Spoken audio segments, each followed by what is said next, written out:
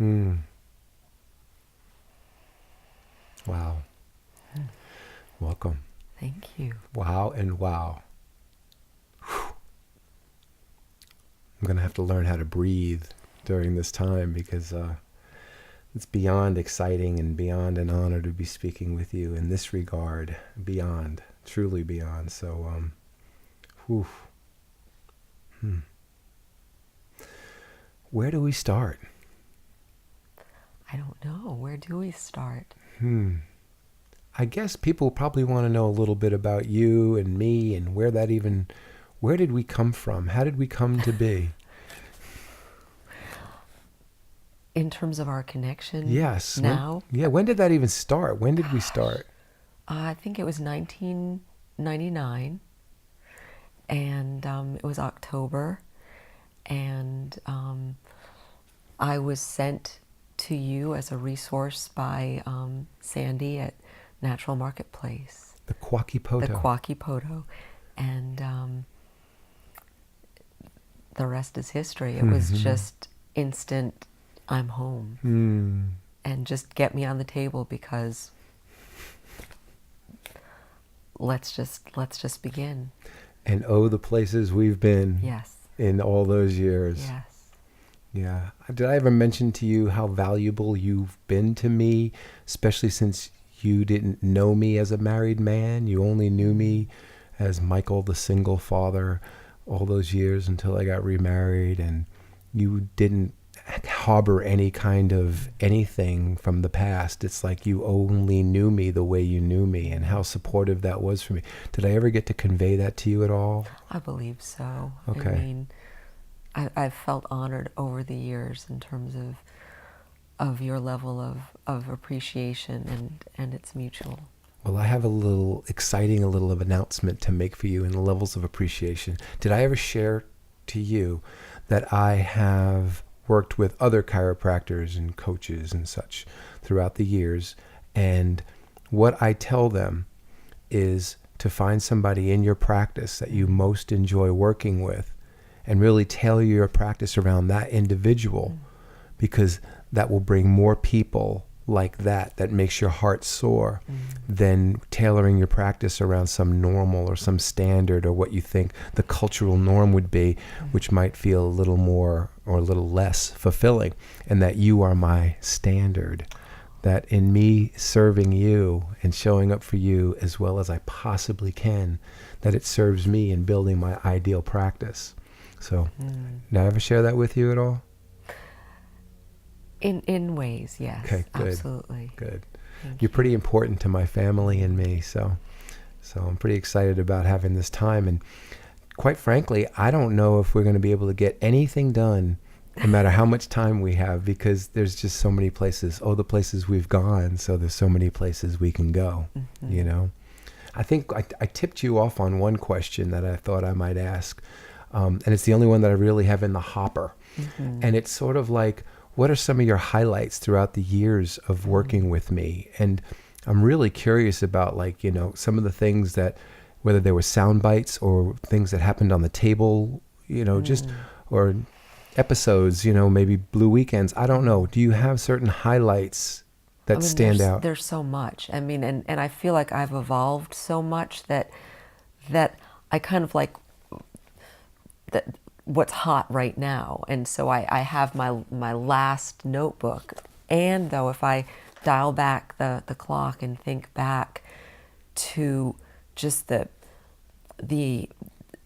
excitement of the change in perspective of area of influence, and focusing on what's working, the positive, and how impactful that's been, and the ripple that's had through my life. I mean, that to me is like the furthest back greatest hit in terms of concept. Of course, the experience of the work, the experience of Catalyst in my body, and how it feels, and where it takes me, and just the profound sense of spirit touching me and coming through, and being met with such respect I mean, that to me is if I have a key word, it's respect, and being approached with respect and being inspired to that level of respect in terms of reaching out to others. Thank you. It's very nice. It's really, I'm finding it very challenging being present with you right now because of, it really is. It's Dr. Seuss. Oh, the places we go. And I mean, I'm going 1,000 places here. And I mean, even as you're speaking, I can take any one of your sound bites into another area, and I'm trying to check in about which way to go, next for you. And I guess I'm really curious about you. I'm really am about your process and what it's been like for you from the time that we started to now, and the things that have really, yeah. The thing that comes to mind is courage, and to be brave enough to keep coming back and touch what we call soul pieces, and to see myself so clearly, to have such heightened awareness, and to choose to move with it and work with it and grow through it, as opposed to running away. And of course, one of the most wonderful soul pieces I have is to choose to improve and to make my life better. And of course that contributes better. And there's this selfish part that really I would like to become better. And so this is the place to be. I mean, it's always been a part of me to have that that desire, that passion. So there's fuel to do this, and that helps too. Well, how have you become better throughout the years? I mean, what do you remember? Like, what do you care to share? Oh my gosh. There's just so much. I feel like I'm much more flexible, and I like experiencing that in myself. I see other versions of me, or what could be me, out there, and it's frighteningly, I won't say familiar. I mean, it just like, it's so, too easy to access what could have been when I see, teachers walking around school and they're like this, and I have an external angelic spotter that lets me know when I'm taking myself too seriously and getting buried in the societal integrity and the things that come from that, the responsibilities that I'm careful of the microphone, that I could take on and allow to burden me. And so I'm able to catch myself better. And as I've mentioned many times, I hear your voice telling me different things from sessions past, and I have a really amazingly challenged memory, and it's such a blessing that in spite of that, or maybe because of that, the important things come in, and I get access to what I need to do. And I also have, as Jewel knows, like a fantastic library of notes, and I don't like to go back too far, because it's like an uncomfortable visitation of an older version of myself, and I can have a certain level of appreciation of how far I've come, and I just don't choose to visit there too long, because there's been such movement that I choose to use that as a springboard, as opposed to identifying too strongly back to where I've been. Very nice. Yeah. What kind of changes have you seen throughout the years, whether in me, the work, both? What have you observed? Oh my gosh. Well, what I love is the work is always changing, and it's always developing, getting more simple to approach. It takes people to more fulfilling levels, to greater possibilities of themselves. And in terms of you specifically, I see you becoming more and more objective. It's like I used to rely on like the smile and the little like, yeah, Imp. and and now it's just kind of like, it's like a mirror and it's like, whoa, this is uncomfortable. I'm really like present to how I'm doing because he's not giving me anything. It's just like, here's a mirror and I'm able to tell many times like where I am in terms of my congruence. So here's a question I have for you. Yes. During the break, Jewel was asking if you had any questions for me or anything like that. Would you like to ask me anything while we're here in this kind of forum? Is there anything in particular that... Well, I always ask like what's hot? Like what's the latest that's come in? That's always like juice for my juice. Successions, obviously. Yes. I mean, I am so excited about this because as the developer of Catalyst, the creation of Catalyst was all about doing such great work that it becomes obsolete, that no one has to rely on you. Like you're a catalyst. You would just get in, get out, and then they would be set for life. And now with my appreciation of neuroplasticity and knowing the brain, recognizing that everything is about conditioning and rehearsing and entrainments and repetition and creating habits, that healthy practices do really well when they're repeated, and that I choose to be a healthy practice. I choose to be a resource. And the word successions represents successive, and it's two words, success, sessions. And I love that it's a practice, and I love that. And I love that it's successive, and I love that there is like this idea about coming back to successions to be more successful and to constantly develop our successions skills, that it is a repetition, it is a practice, and it's a practice of newness, it's a practice of creativity and of rewriting stories and telling greater stories and even greater stories. And it's just very exciting for me because I see the benefit on an individual level as well as obviously from a neuroplastic point of view for the brain being very, very expansive. And so I feel like my work right now really calls me to task to make sure that I am continually growing, which I like, and that we continue to come in with more and more juice. But right now, I cannot wait to see where Successions is going to take us. I mean, it is so pregnant with amazing possibilities. And as I'm sure you know, anything you care to share about your observations of it so far? Anything in particular that come to mind? Just that it's so practical, and that's vital for me, and that's one of the many reasons why I appreciate your work, that it is practical. It's not just ideas.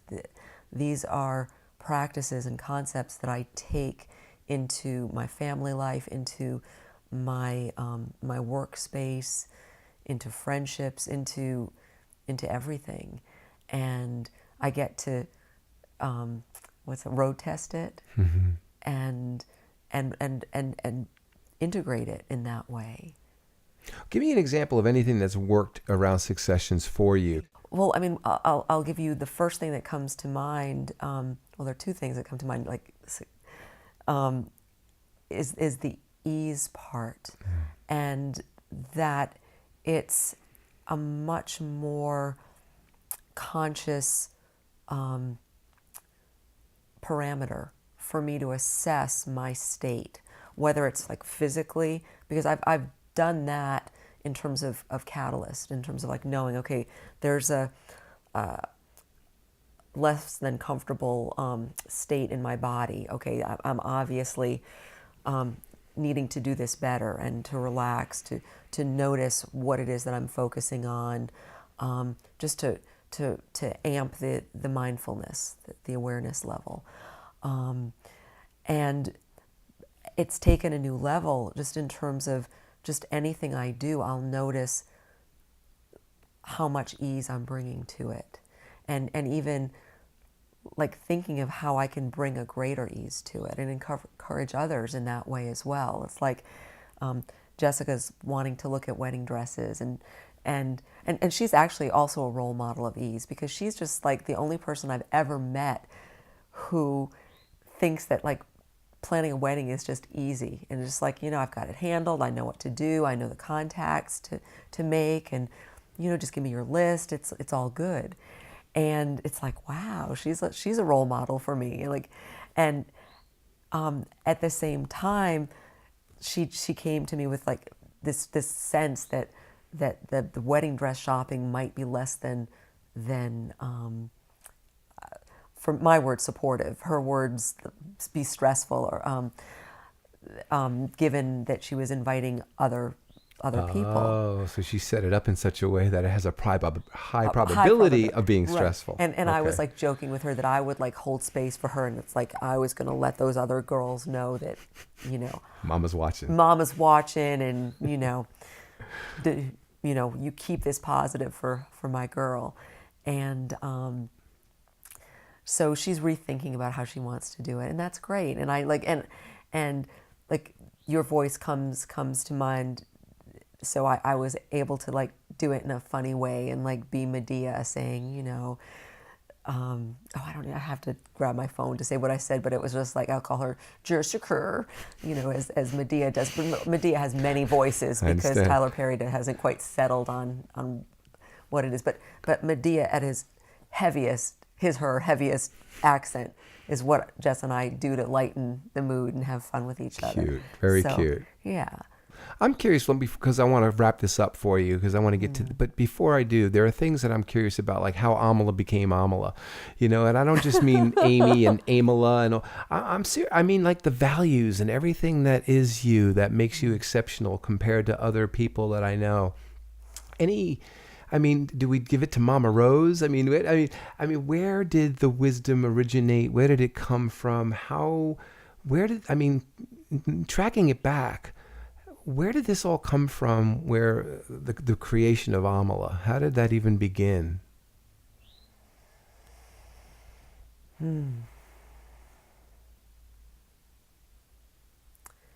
Well, the seeds must have always been there. And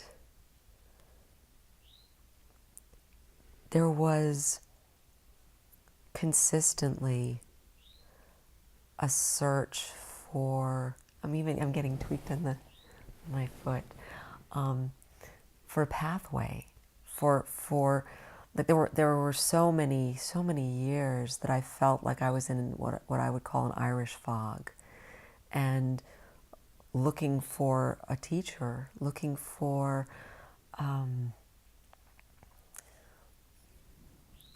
the way to